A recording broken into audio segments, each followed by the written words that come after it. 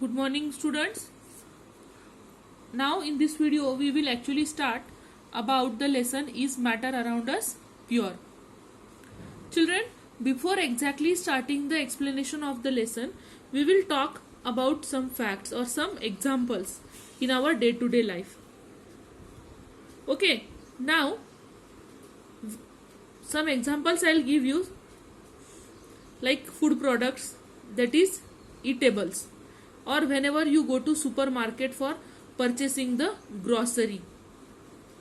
When we purchase the food product, what do we expect from that, or what are the qualities that we give preference for?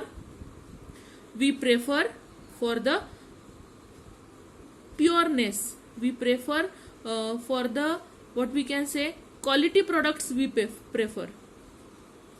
What we think that there should not be any adulteration. Now what is meant by adulteration? Adulteration in Hindi we call it as a milavat, or in Marathi we say bhesal. It is a mixing of some unwanted things or mixing of harmful things which is not needed, but it is done purposefully for getting more money, or for what we can say, reduce the cost of production. Many reasons are there behind that. When we see for the food products, what we want that it should be pure. If we are purchasing honey, then we will specially we will look for pure honey, pure ghee, pure milk. Many examples like that we can give. Exactly what it means pure? It should be free from adulteration. If it is free from adulteration, then we will say that this substance is pure. That is the definition of pure for a common person, common man. But really, is it the correct definition scientifically? No. Scientifically, it is not pure.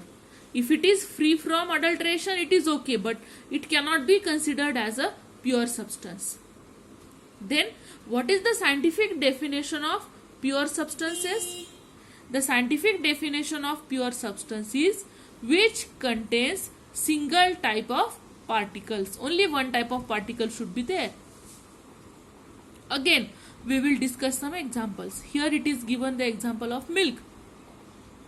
What we will say about milk? It is a pure milk. The quality of milk is very good. No addition of any harmful product it is there. So it is a pure milk. It is a pure milk for a common man. But scientifically, if we think milk, it is what it contains. It contains water, it contains fat, it contains protein. So these three different substances are there which are the constituents of ingredients of milk. Are these substances same? Water, fat and protein, they are completely different. So scientifically, milk is a mixture or pure substance? Yes, children, scientifically milk is not a pure substance because it contains three different types of particles in that. Right? Same way, if we take another example, it is water.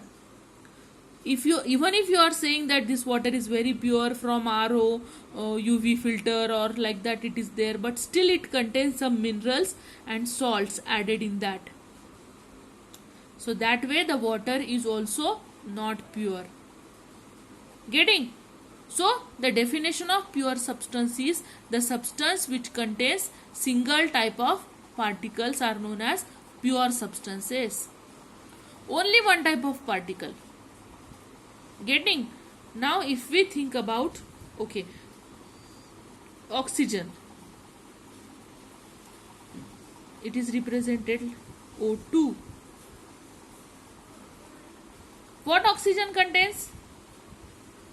O2. Only one type of particle. Only oxygen molecules, only oxygen particles will be there. Right? So if we talk only about oxygen, what it will contain? O2. So is it a pure substance? Yes. If I will give you the example of air. Many people They are saying that early in the morning we are going for morning walk. Why? Because early in the morning we will get pure air.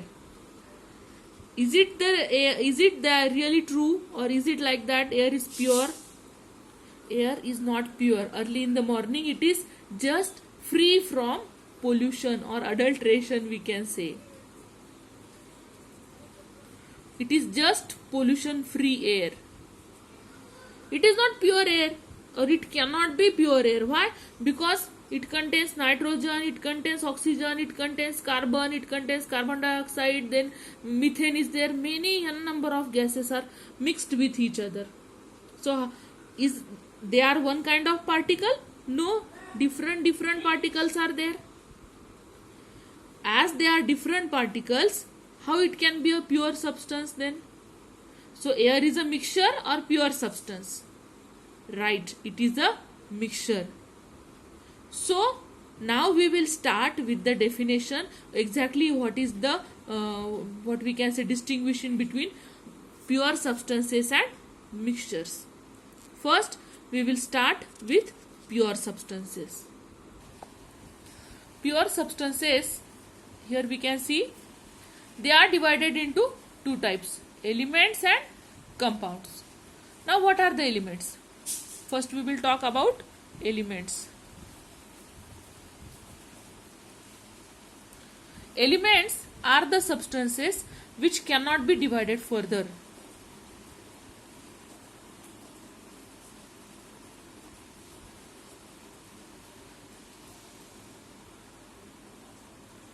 These are the substances which can't be divided further. These are the purest form of a, what we can say, of a substance. Elements are the purest form. Suppose we take the example hydrogen. Is it like that oxygen and nitrogen, they will combine together and they will form hydrogen? No. Hydrogen itself, it has its own basic identity. It is the pure form. Maybe hydrogen is combining with any other element and form one compound. That is the different thing. That definitely we will see further. But it is the basic purest form of a substance which cannot be divided further. अभी hydrogen को हम यहाँ पे divide कर सकते हैं क्या? No. That way it is the purest form of the substance known as element. Now children, in some textbook it is given 118, but according to the latest what we can say discovery, there are 121 elements are present. It was in so many books it is given 118. 3 more elements, new elements are discovered. Their atomic number, atomic mass, whatever it is up to give, up till now it is not given to them. And out of these elements, 92 elements are there which are naturally occurring. Other elements are made in laboratories. Now we will talk about elements. Elements are the what we can say, this word it was first used by the scientist Robert Boyle.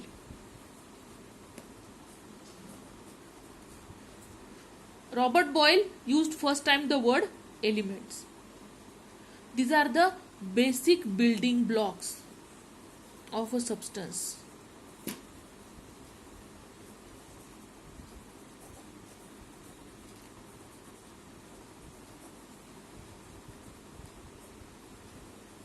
Who? Elements are the basic building blocks. Now there are various properties of elements we have with us. We will see some examples also of elements, but all these things we will discuss in our next lecture. Thank you.